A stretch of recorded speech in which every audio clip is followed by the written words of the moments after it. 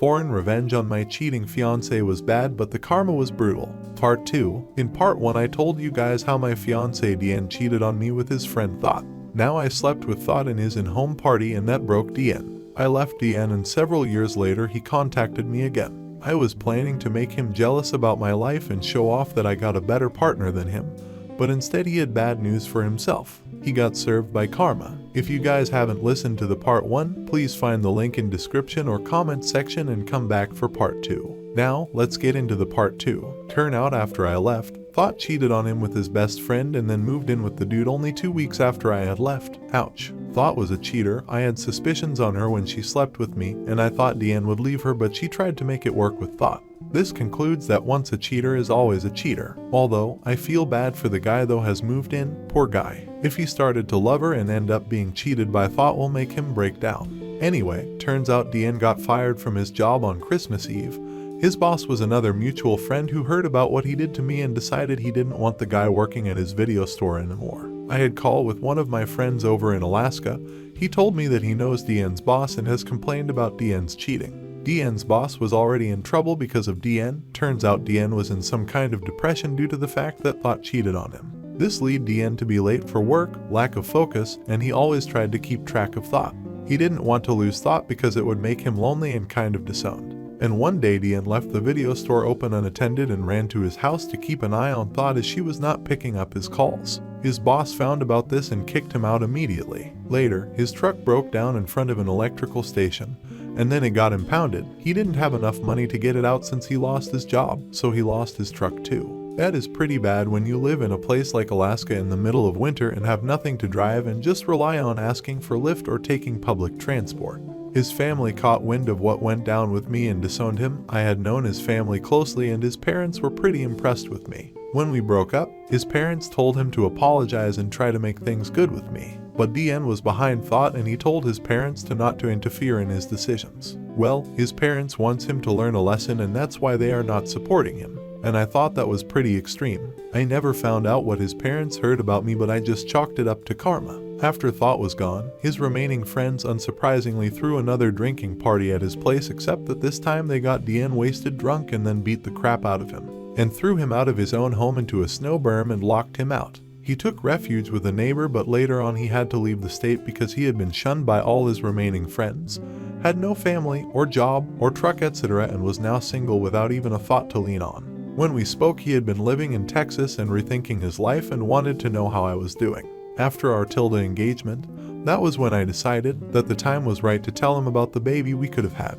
And then distinguished guests was when he started to cry, and I told him how much it sucked for me to feel like I couldn't have told him about this before, for the reasons I mentioned above, and then I heard his full-on ugly cry on the other line. He was sobbing on the other line and couldn't stop apologizing. He said he had no idea that I was pregnant. I felt a momentary indignant rage and sublimated it with another poker face moment. Matter of fact, I gave a emotionless response. We had sex, so it's not like it was impossible for that to happen. I tried to tell you at the time, it was more important for you to confess your horrible choice than listen to my news. You didn't have any idea that I was pregnant because you didn't care to know. You didn't even ask. More sobs on the other end of the line and more apologies than I've ever heard in my life from anyone. I ended our call by saying it's really okay, I don't hate you. I wanted to say I pity you, but held my tongue. Things are better for me now. I'm married and we just found out that we are pregnant with our first child.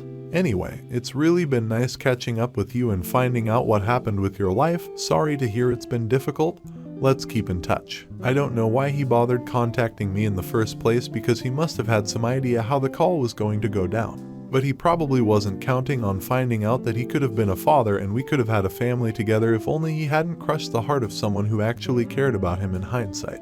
That relationship was nothing more than me confusing his charm, his words, and my infatuation and pining away for actual love. I spent so much time wondering and questioning what I had done to deserve him doing all of that to me. What I didn't realize was that he didn't do any of that because of me or to punish me for any reason. He did all of that because the only person he had been thinking about was himself. It took me many more years before I would learn how to identify narcissistic behavior, and now looking back I realized that I had narrowly escaped. Getting myself stuck in Alaska and romantically committed to a person who has little capacity for empathy and doesn't feel remorse when he wronged someone.